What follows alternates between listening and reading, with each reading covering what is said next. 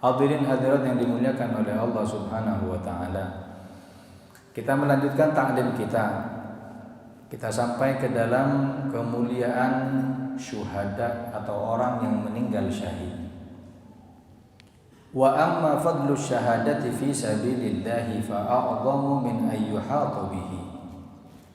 Beliau Al-Imam Al-Haddad mengatakan, dan di antara kemuliaan orang meninggal syahid di jalan Allah, fa'a'dham min ayyuhata bihi, sudah enggak kehitung kemuliaannya. Banyak di sisi Allah, dari riwayat Al-Qur'an sampai hadis Nabi Muhammad sallallahu alaihi wasallam. Wa ajallu wa akbaru min ayyakhudahu haddun wa miqdarun. Bahkan untuk dihitung kemuliaan orang syahid itu enggak kehitung, sudah dari banyaknya riwayat Rasulullah SAW dengan lisannya yang mulia memuliakan orang-orang yang meninggal syahid. Terutama Nabi mengatakan, ahabbul a'mal ilallah, paling baiknya amal di sisi Allah, paling dicintainya amal di sisi Allah. 3 hal. Pertama, as-salatu li waqtiha, panjenengan salat tepat pada waktunya. Tsumma birrul walidain, kemudian berbakti kepada kedua orang tua. Tsummal jihad fi sabilillah, lalu jihad di jalan Allah Subhanahu wa taala. Kemuliaan hadis semacam ini yang disampaikan Nabi banyak sekali. Sampai kata beliau, min ayyakhudahu haddun wa miqdarun, kalau dihitung sudah terlalu banyak.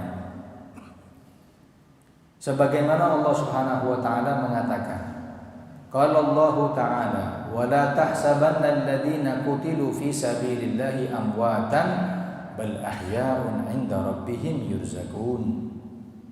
Jangan pernah kalian menyangka, wahai umat manusia, alladziina qutilu fi sabilillah, orang-orang yang meninggal di jalan Allah, terbunuh dalam keadaan syahid. Jangan pernah menyangka amwatan, mereka mati. Jangan pernah menyangka begitu. Bal ahya'un 'inda rabbihim yurzaqun, tapi mereka hidup di sisi Tuhan mereka, diberi rezeki. Ini ayat oleh ulama ditafsiri bahwasanya orang yang meninggal dunia itu enggak meninggal, hadirin, hanya berpindah dari alam dunia menuju alam barzakh. Yang dahulu kita sudah pernah pindah. Kalau kalian jenengan awali ten alam rohim, sekarang menjadi alam dunia. Yang ada waktunya nanti dari alam dunia akan berpindah ke alam barzakh. Mati enggak. Apalagi orang-orang yang meninggal syahid, meninggal di jalan Allah Subhanahu wa taala, jangan pernah menyangka mereka mati, tapi mereka ahya'un 'inda rabbihim yurzaqun. Ustaz, apa ada contohnya? Banyak. Mau Rasulullah ataupun para sahabat atau para aulia, semuanya ada. Kanjeng Nabi, terlalu banyak ada Kanjeng Nabi. Sahabat Allah, Nabi itu punya misanan namanya Ja'far bin Abi Thalib, saudaranya Ali bin Abi Thalib. Nabi ini cintanya kepada Ja'far luar biasa, sampai nyun sewu lek panjenengan ningali dalam Islam itu boleh joget, tapi dengan syarat tidak seperti jogetnya wanita, menyerupai wanita. Itu dalil hukumnya dari Sayyidina Ja'far bin Abi Thalib ini, hadirin. Kapan itu? Ja'far itu pernah dipuji sama Kanjeng Nabi. Ja'far minni wa ana minhu. Ja'far itu bagianku dan aku bagian Ja'far. Kalau Ja'far bagianku biasa, memang misananku, tapi yang luar biasa, aku adalah bagian dari Ja'far. Pujian itu di hadapan Sayyidina Ja'far karena saking girangnya, gembiranya Sayyidina Ja'far, fattoroba, maka joget Sayyidina Ja'far itu. di hadapan Nabi. Pas joget fa'aqarrahu sallallahu alaihi wasallam, Nabi mboten marah hadirin. Kalau salah ditegur kali Kanjeng Nabi. Mau depan Kanjeng Nabi kok. Joget karena saking senangnya itu dilihat sama Nabi Muhammad. Dari situlah sesuatu yang senang kita ungkapkan dengan tarian selama tidak menyerupai wanita atau lenggak-lenggok seperti wanita, hukumnya boleh. Berawal dari Sayyidina Ja'far ini. Belum lagi Sayyidina Ja'far ini orang pertama yang hijrah ke Habasyah. Hijrah ke Habasyah bersama 70 para sahabat. Masih belum banyak orang-orang yang masuk Islam saat itu. Sampai Nabi hijrah ke Madinah. Kalau nggak salah di tahun 6 Hijriah, Nabi itu pergi untuk perang Khaybar. Perang yang luar biasa dahsyatnya. Khaybar ini punya 6 benteng. Semua kalah Khaybar dikuasai, bahkan banyak daripada harta rampasan perang yang diambil oleh kaum muslimin saat itu. Lah, ketika kemenangan Khaybar, saat itu juga datang Sayyidina Ja'far dari Habasyah langsung ke Madinah. Barengan. Iki menang Khaybar, di satu sisi Sayyidina Ja'far pulang dari Habasyah, enggak ke Mekah tapi langsung ke Madinah. Lihat bagaimana cintanya Nabi kepada Ja'far. Kata Nabi, aku enggak paham, aku enggak tahu bi ayyihima asuru. Aku enggak tahu sekarang hari ini aku senang karena siapa enggak tahu. Bi fathi Khaybar am bi qudumi Ja'far. Apakah aku ini senang gara-gara Khaybar menang atau gara-gara Ja'far datang? Jadi datangnya Ja'far seakan-akan setara dengan menangnya perang Khaybar. Nah ini Sayyidina Ja'far. Nah Ja'far ini meninggal di perang Mu'tah hadirin. Saat itu beliau pegang bendera. Kemudian dipukul oleh orang kafir, tangan kanannya sampai tugel. Putus. Diambil bendera lagi oleh tangan kirinya. Dipukul tangan kirinya sampai putus. Takut bendera itu jatuh karena bendera itu acuan ketika perang. Kalau benderanya lugur jatuh berarti pasukannya kocar-kacir. Tapi ketika bendera itu masih berdiri berarti pasukan masih rapi, masih tertata.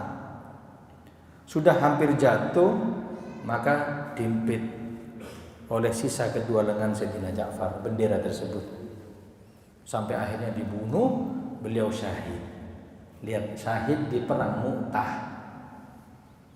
Selang 3 tahun dari syahidnya Sayyidina Ja'far, Nabi duduk seperti ini bersama para sahabat. Loh kok tiba-tiba Nabi mengatakan, minggir, kasih jalan. Sahabat noleh sintang nih. Siapa yang datang ya? Gak ada yang datang.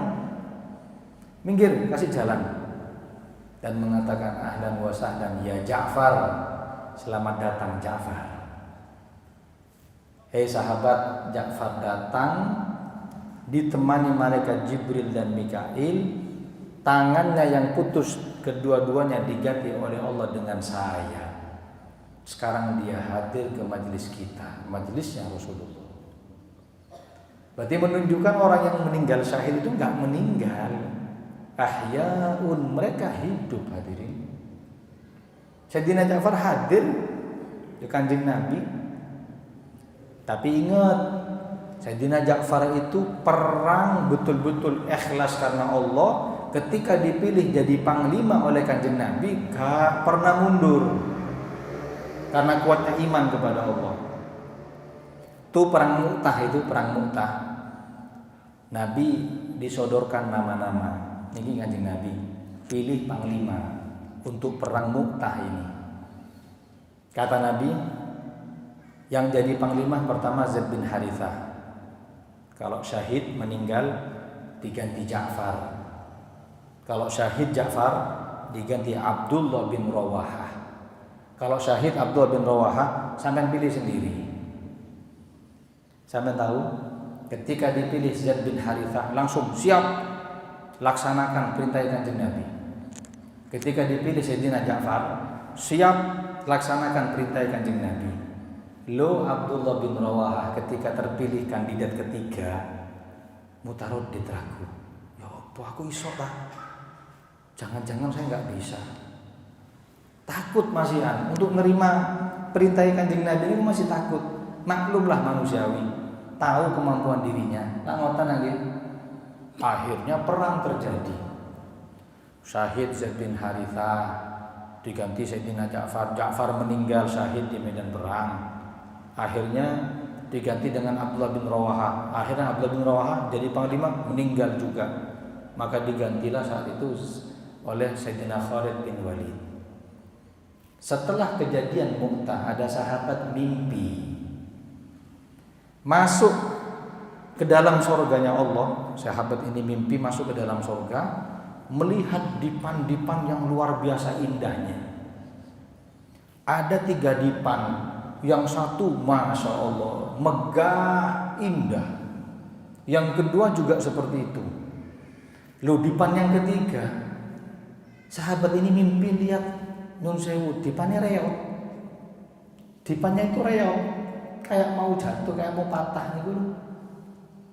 Akhirnya ini tanya yang mimpi ini, malaikat gitu, ini yang dipan yang bagus pertama ini dipannya siapa? Katanya ini dipannya Zaid bin Harithah. Yang kedua dipannya Ja'far bin Abi Thalib.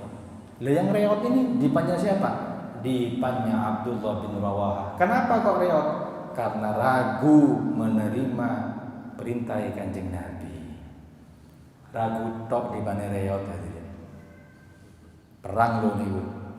Ditunjuk karena tahu kapasitas dirinya masih ragu, diberi seakan-akan balasannya nggak sempurna. Sahabat loh niku, ya boleh kita. Karena dipane model teker nggih. Kelas iku lan jenengan niku lah bukan dipan lagi sudah. Ini Abdullah bin Rawahah yang sudah seperti itu mendapatkan balasan seperti itu. Makanya orang yang syahid itu tidak meninggal, bal ahya'un 'inda rabbihim yurzakun. Mereka hakikatnya hidup di sisi Tuhan mereka, yurzakun, diberi rezeki. Kalau ada orang tanya, rezeki apa Ustaz? Apa rezeki hissi, rezeki zahir, pangan, kayak sampean ziarah kubur niku lho, nggih, wonten segone iwak, kadang udange sak kopine, sak rokoke ya nggih. Untuk apa? Jenazah takut luwe gitu, kasihan. Bukan. Atau mungkin rezeki batin. Rezeki batin jembale ati, tenang, sakinah, mawaddah warahmah, itulah rezeki. Terus yang didapat oleh orang syahid itu apa? Kata ulama, rezeki barzakhiyah.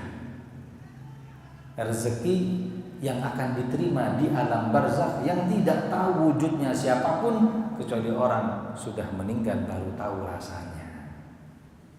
Kita insya Allah dapat rezeki barzakhiyah itu kapan?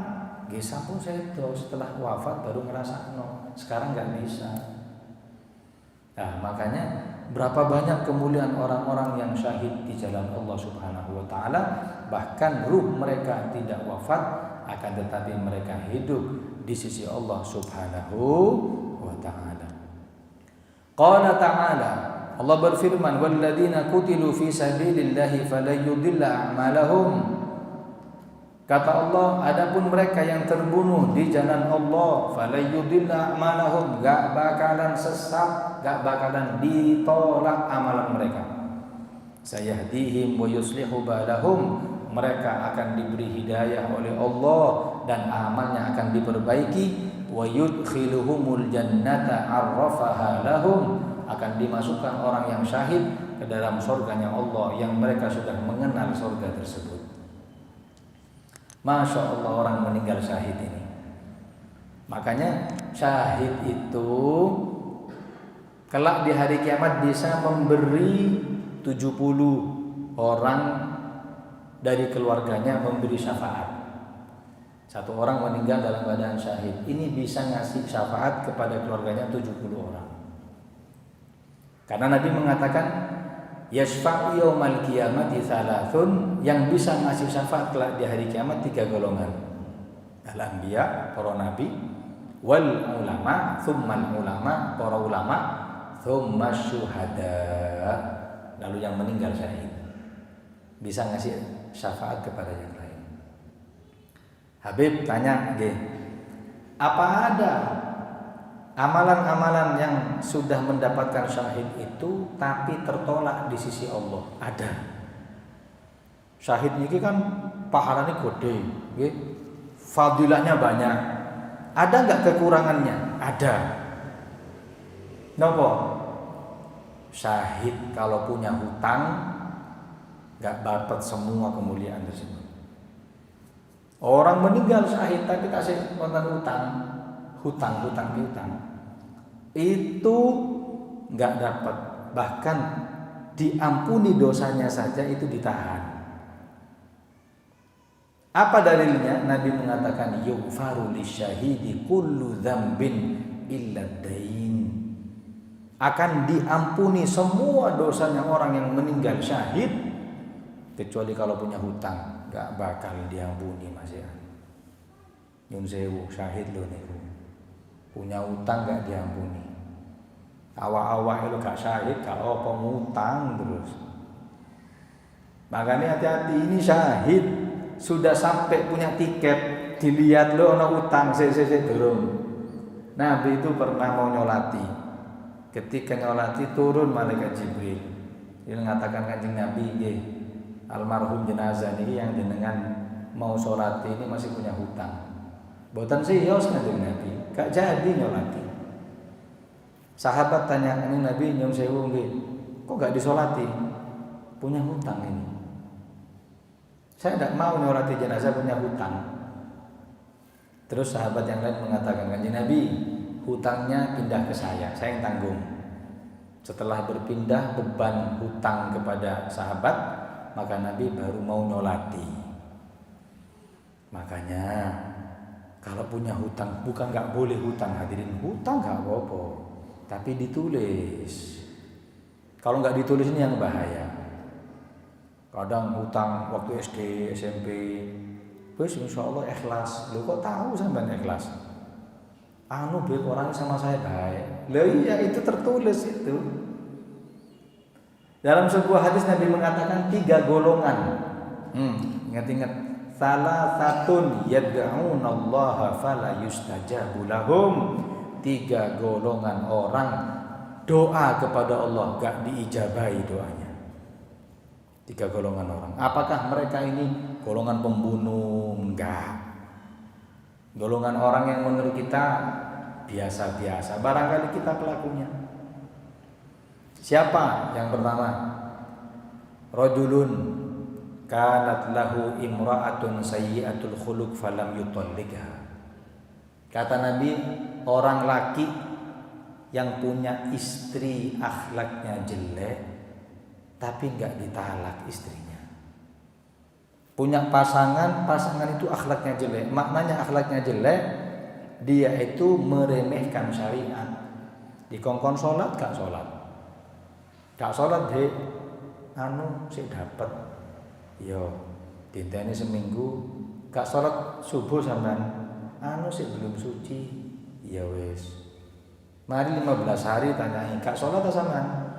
Sik durung dapat. Yo, sebulan gak sholat sampean, belum suci. Nah ini sampean bungkus sholat ya enak. Dapat belum suci, dapat belum suci. Nah ini gini-gini gak bisa. Lah kenapa sampai Nabi mengatakan seperti itu? Karena perempuan semacam ini mudharratun, menjadi bahaya kepada agama kita. Gak usah mikir saya sudah jalan sama ini hubungan pacaran mulai SMP sampai ke mahligai pernikahan, emang first love cinta sejati cari ini. Percuma kalau itu berbahaya kepada agamamu, tinggalkan. Makanya ulama mengatakan talak itu bukan berhukum makruh saja. Hukum talak ada 4. Ada kalanya talak itu wajib. Kapan? Talaknya seorang yang melakukan ilah.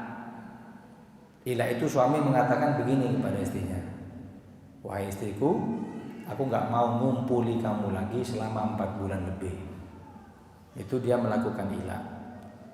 Nanti sama hakim diminta untuk ngumpuli istrinya. Kalau nggak mau diminta talak. Kalau nggak mau maka hakim yang menjatuhkan talak kepada perempuannya. Lah perintah hakim kepada suami menjatuhkan talak itu hukumnya wajib ditalak. Itu saja. Hukumnya talak wajib. Kedua, kapan itu talak sunnah? Talak itu sunnah kepada perempuan yang ghairu mustaqimatil hal. Perempuan yang agamanya elek. Suruh sholat gak sholat, puasa Ramadan gak puasa Ramadan, suruh kudungan gak kudungan. Jangan selaman dengan laki-laki bukan mahram, selaman.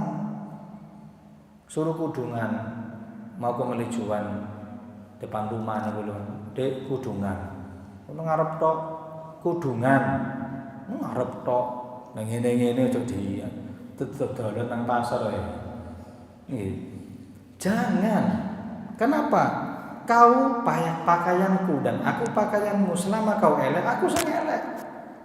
Ketika juga kamu, saya yang elek, kamu juga kena eleknya. Kita pakaian. Antum libasun lahun, hunna libasun lakum wa antum libasun lahunna. Mereka pakaianmu dan istrimu pakaianmu.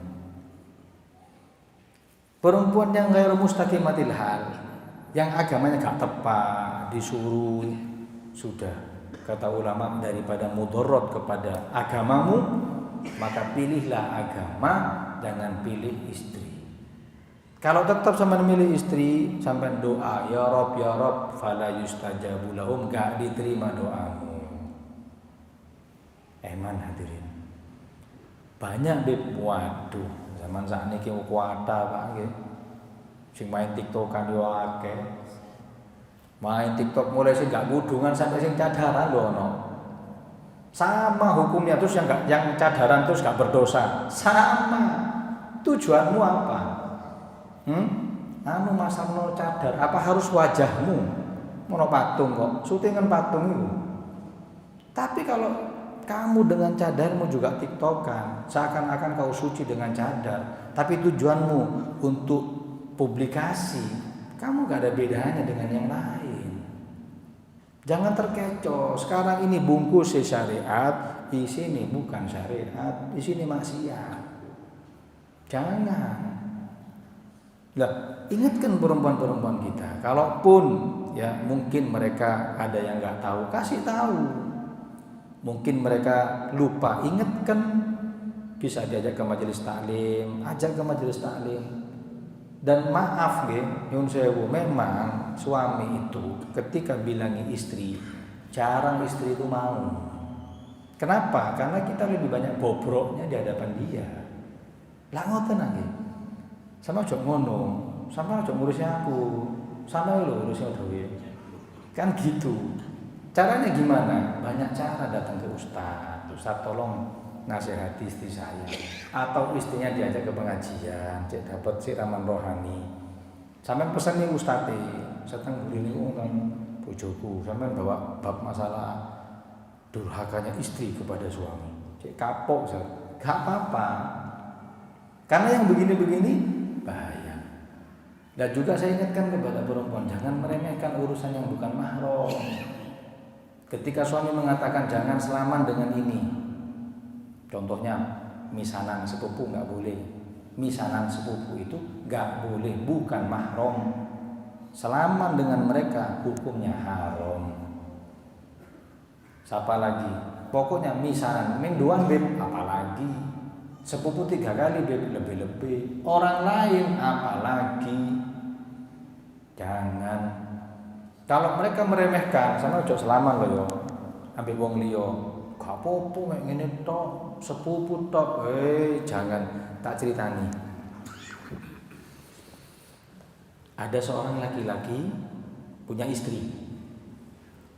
Laki-laki ini kakak, punya istri. Baru nikah ini adiknya datang, adiknya si laki datang. Cari kerja di kota ini gak dapet. Kata si kakak, sampai saya tampung.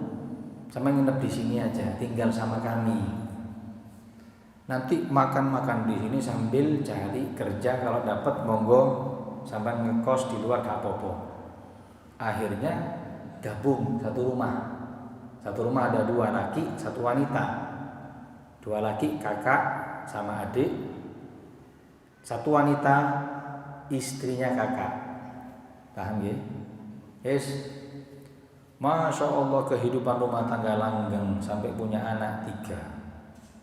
Ketika hamil yang keempat, istri ini kok ada sesuatu masalah di dalam janinnya itu. Dibawalah ke dokter sama kakak ini. Diperiksa, kata dokter gak bisa, ini harus tes darah, harus tes DNA. Oke, sampai juga tes, istri juga tes, dites hadirin.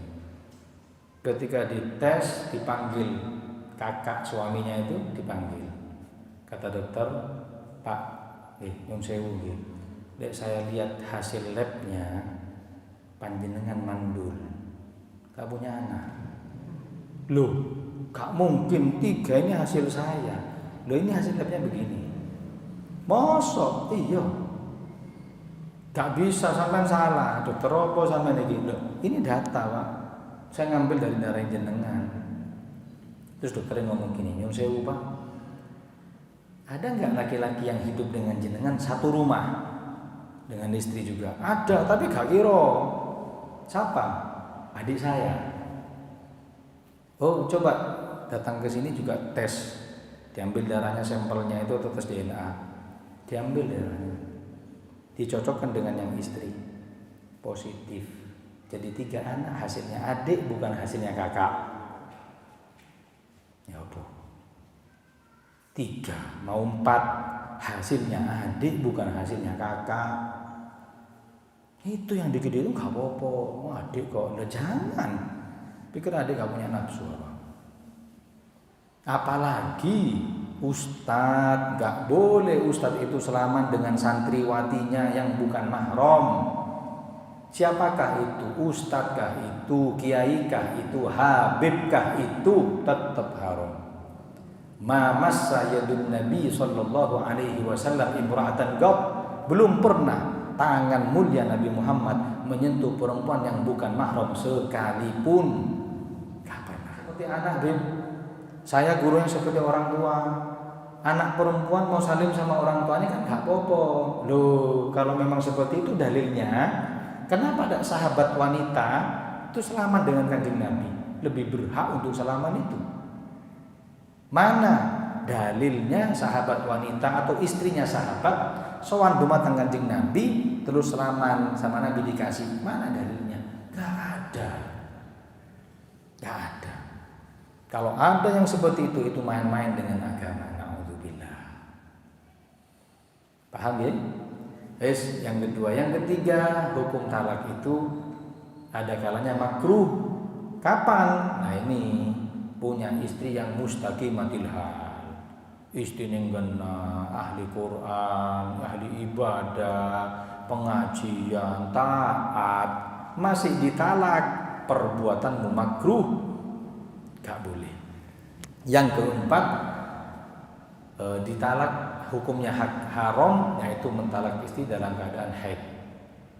Hukumnya haram. Jatuh sah talaknya, cuman perbuatan kita, perbuatan dihukumi haram. Hadirin hadirat yang dimuliakan oleh Allah, yang kita bahas bukan ini sebenarnya. Yang kedua, siapa yang doanya gak diterima oleh Allah? Yang kedua, ini golongan sing laki, sing lanang biasanya. Siapa? Rajulun kana lahu ala rajulin malun falam yashhad alaihi.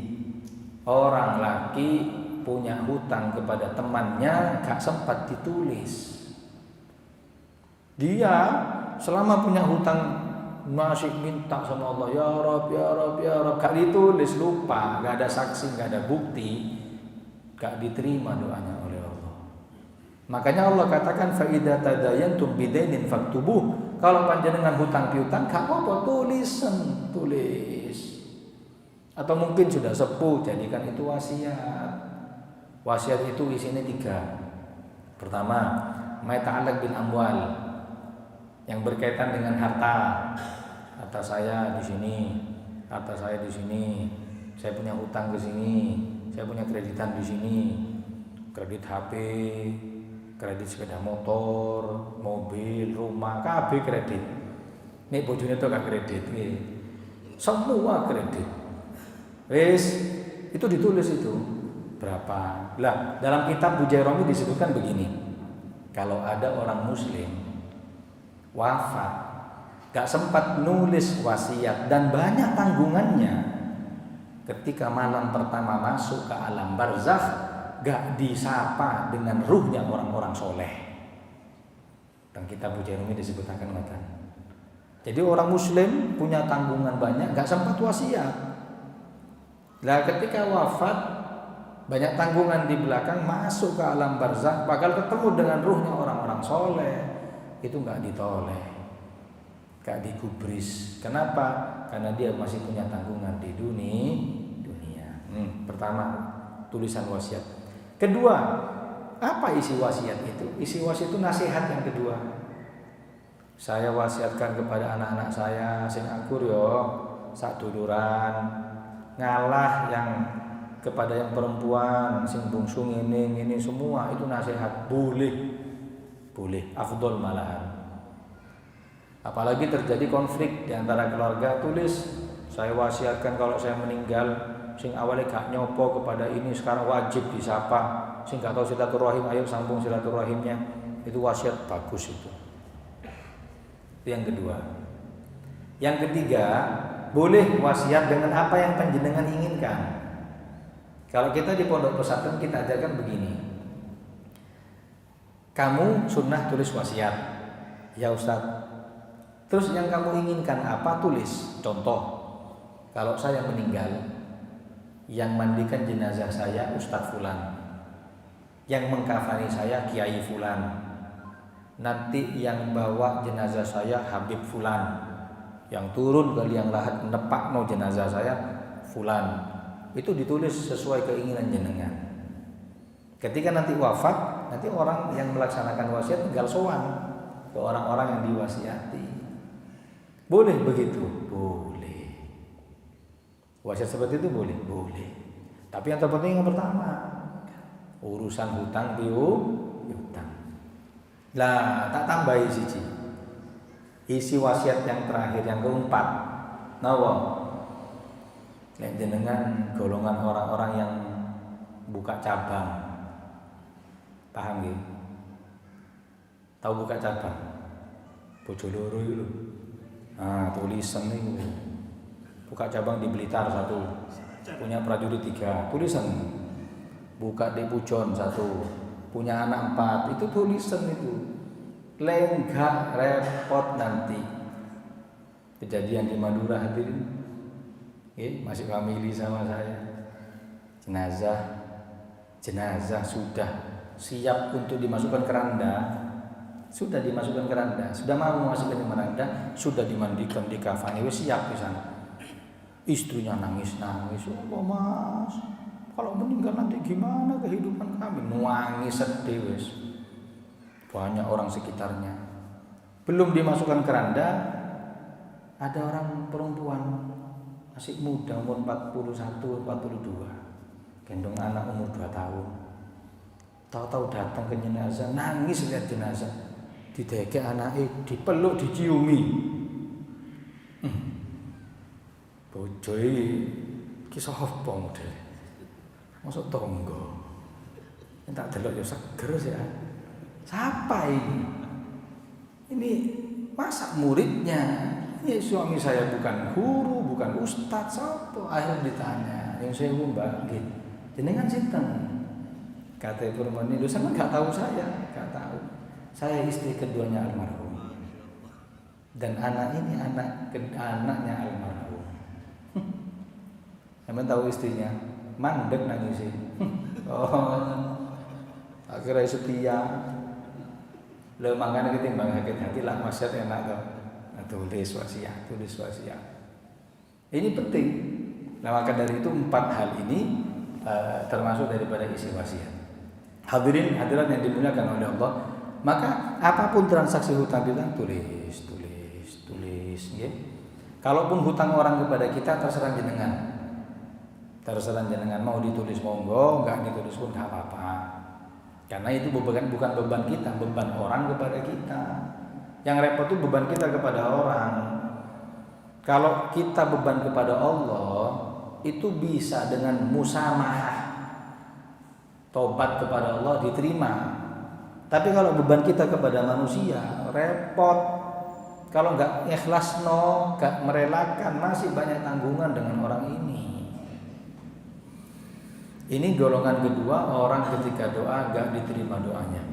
Hadirin hadirat yang dimuliakan oleh Allah. Yang ketiga, siapakah orang yang ketika doa nggak diterima doanya? Kata Rasulullah, rajulun ya'tis sufaha amalahu, orang yang menghambur-hamburkan hartanya kepada hal-hal yang enggak manfaat. Wala tu'tus sufaha amwalakum, jangan kau berikan hartamu kepada orang-orang yang safih. Safih itu orang yang boros. Kalau jenengan nyumbang acara pesta yang itu melanggar syariat, jenengan nyumbang dangdutan dan yang gini-gini enggak boleh. Ya. Jenengan nyumbang konser, itu yang gini-gini sampai doa gak diterima, termasuk golongan yang ketiga. Tapi sebaliknya, orang yang uangnya itu disumbangkan kepada kemaslahatan Islam, kata ulama berarti kewaliane. Kalau ini nyumbang kepada hal maksiat gak diterima doanya, kalau ini nyumbang kepada syariat pasti mustajab doanya. Oke, orang yang nyumbang kepada syariat, masjid, pondok pesantren, madrasah, panti asuhan, panti jompo, atau mungkin ke majelis, atau mungkin ada orang mau dakwah misalkan ke Kalimantan, nggak punya biaya, betul-betul ikhlas, sampean sangoni perjalanannya dia yang berpahala setiap detik, setiap langkah, panjenengan dapat persis, gak ngurangi. Makanya jadi orang Loman itu enak. Jadi orang Loman, wah, masya Allah, termasuk orang yang nanti kaya di hadapan Allah. Sedekah itu pahalanya sama tahu sendiri. Selain menyelamatkan dari musibah, menggandakan harta, terus panjangkan umur. Di antaranya juga orang kalau sedekah itu kelak menjadi orang yang kaya di hadapan Allah Subhanahu wa taala. Harta kita yang ada sekarang di rekening itu belum tentu harta kita. Tapi yang sudah disedekahkan di jalan Allah itu harta kita. Nabi itu pernah nyuruh Sayyidah Aisyah untuk nyembelih kambing. Terus Nabi katakan, potong-potong dagingnya wahai Aisyah, terus sampai sedekahkan ke kota Madinah, ke masyarakat Madinah. Kanjeng Nabi sembelih oleh Sayyidah Aisyah, dipotong-potong dagingnya, terus disedekahkan ke warga Madinah. Sebelum disedekahkan, Nabi ngambil sumpil lengan, ditaruh untuk dimasak makan dengan Kanjeng Nabi. Datang Kanjeng Nabi, tanya, ya Pak Mari, sampun Kanjeng Nabi, semua daging sudah saya sudah habis, cuma nyun sewu saya ngambil satu sumpil untuk makan kita berdua. Kata Nabi, jawabanmu salah. Loh, kok bisa? Yang didung itu enggak habis, itu yang ada, yang dimakan ini yang enggak ada. Yang disedekahkan di jalan Allah ke warga Madinah itu bakal ada pahalanya kelak di hari kiamat. Yang kita makan ini yang enggak ada. Kan bahasamu kewalik, sudah habis semuanya saya dum, ini sisanya. Enggak, itu yang banyak, ini yang enggak ada. Tapi sedekah sulit hadirin, sulit. Sedekah itu berhubungan dengan duit. Sampai ahli sholat, monggo. Tapi ingat sholat itu semua bisa. Oke, karena sholat itu gratis. Sampai ahli puasa biasa. Kenapa? Puasa itu gratis. Tapi urusan duit, sedekah, wah, muangel. Sampai Nabi pernah mau takbiratul ihram, ingat ada 2 dirham belum disedekahkan, ditunda takbirnya niku ditunda.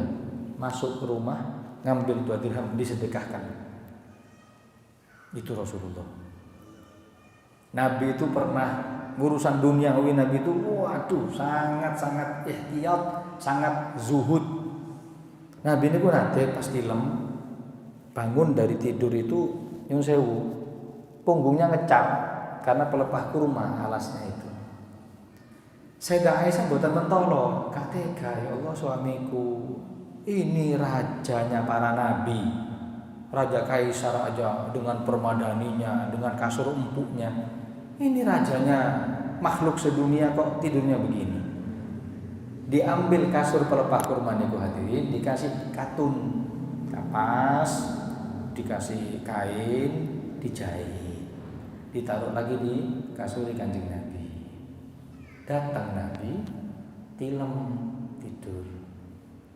Besoknya dipanggil, mana Aisyah? Nggih Kanjeng Nabi, wonten napa? Itu kasur kok lain ya? Nggih, saya perbaiki, saya jadikan enak, cek jenengan itu tidurnya istirahatnya enak. Kata Nabi, jangan dirubah. Napa kok Kanjeng Nabi? Karena saya takut kelak di hari kiamat akan lama berdiri di hadapan Allah, dihisab gara-gara kasur ini. Takut kasur berubah nih, lu takut nanti ngadeg suwe di hadapan Allah gara-gara duniawi yang berlebihan semacam ini. Kembalikan seperti semula aja. Kasur kita ini apa? Spring bed, boys, ya. Rodok suwe lah gak apa-apa ya. Lah ini Nabi itu urusan duniawi paling zuhud. Ya, Nabi itu paling zuhud, paling gak mau dengan duniawi. Dan ketika punya duniawi, cepat-cepat disedekahkan. Loman Kanjeng Nabi. Ada orang datang ngikuti Kanjeng Nabi. Ketika Nabi masuk ke dalam rumah, tanyai, ada tamu kayak sahabat ngadeg. Wonten apa? Anu Kanjeng Nabi, pengen gamisin jenengan. Gamis yang dipakai itu. Oh iya, enten ana salin Kanjeng Nabi hadirin. Yang dipakai tadi diberikan kepada sahabat yang minta itu. Makanya sedekah itu lan tanalul birra hatta tunfiqu mimma tuhibbun. Kau tidak akan mendapatkan albir, hakikat kebaikan dalam riwayat sorga, kecuali kau sedekah dengan apa yang kau inginkan, yang kau senangi. Itu Nabi. Kalau kita sedekah dengan sesuatu yang tidak kita inginkan, nyun sewu, sana sedekah itu. Ulama mengatakan sedekah itu ada 2. Sedekah dan buang. Sedekah itu kita memberikan kelebihan harta yang kita masih ingin dengan uang ini. Saya ngasih jenengan rida, saya suka dengan rida. Selama pemberian ini saya masih suka, maka pemberian ini namanya sedekah. Tapi yang saya punya saya nggak suka, saya sedekahkan penjenengan, itu namanya membuang. Kadang berkatan rotok mambu titik ya. Dikumpulakan kalian jenengan ngomong ki kano arek pondok anae cek barokah tak sedekahno niki sedekah apa buang gini sampean mau buang ke tempat sampah gak enak cek wong liya ae sing buang nggih sarunge jenengan sing bolong-bolong kena rokok niku ditumpuk kekno panti asuhan cek barokah teko ndi. Ayo, coba sampai ini bagian yang nerima, mau lah? Gak mau. Terus bangga lagi. Saya sudah sedekah ke panti asuhan. Banyak sarung saya, Beb. Tak tanya, anyar apa bekas? Nggak bekas. Wah, bekas bangga. Itu berarti sisa sesuatu yang tidak kita inginkan, kita buang. Jangan. Kasih yang terbaik, karena nanti pahalanya sesuai kualitas yang kita sedekahkan. Pahala sedekah sisa, jaluk pahala yang luar biasa. Mimpi. Kalau yang terbaik kita berikan kepada orang, Allah akan memberikan pahala yang terbaik kepada kita. Kita tutup cerita dengan Kanjeng Nabi. Allahumma shalli ala Muhammad. Kanjeng Nabi ini hadirin luar biasa. Di Madinah itu ada satu orang namanya Abdullah bin Ubay bin Salul. Kepalane orang munafik. Lek ngomong Islam, atine kafir. Kalau sudah urusan Islam, sing gembosi iki, wong iki. Nabi mau perang, ketika perang Uhud, musuhnya 3.000, kaum muslimin 1.000. Ketika sudah berhadap-hadapan, iki Abdullah bin Ubay bin Salul ngomong, "Lu, wah kerek, lek ngene ya mati konyol, mulai guys, pulang." Bukan sendiri, bawa 300 pasukannya. Muslimin awalnya 1.000, sekarang sisa 700. Munafik ini orang ini. Belum lagi. Ketika perang Bani Mustalik, Kanjeng Nabi datang lebih dulu.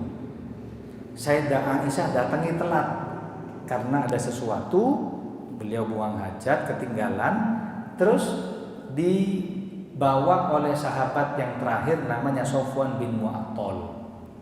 Sampai ke Madinah, datangnya keri, diomongi ambek wong iki. Bojone sapa iku? Kok suaminya datang lebih dulu, pulangnya sama laki-laki yang lain ya? Orang ini yang mengatakan, "Maaf, Sayyidah Aisyah selingkuh." Ya wong iki. Sampai Sayyidah Aisyah gak kuat, Nabi bingung. Bagaimana Nabi mau percaya sama siapa? Masuk selingkuh, istriku gak mungkin selingkuh. Tapi tak lihat, ya pulangnya bukan sama aku, sama Sofwan bin Mu'attal sahabat. Tapi gak mungkin, Sofwan ini orang baik. Bingung Kanjeng Nabi gara-gara omongan orang ini. Singkat cerita, orang ini meninggal. Abdullah bin Ubay bin Salul wafat. Tutup wafat, tewas. Wafat lah, terhormat ya, tewas. Punya anak namanya Abdullah juga.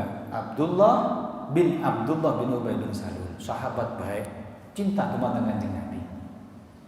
Ketika meninggal ayahnya, kepala munafik itu, anaknya ini, sahabat yang baik ini, sowan dumateng Kanjeng Nabi.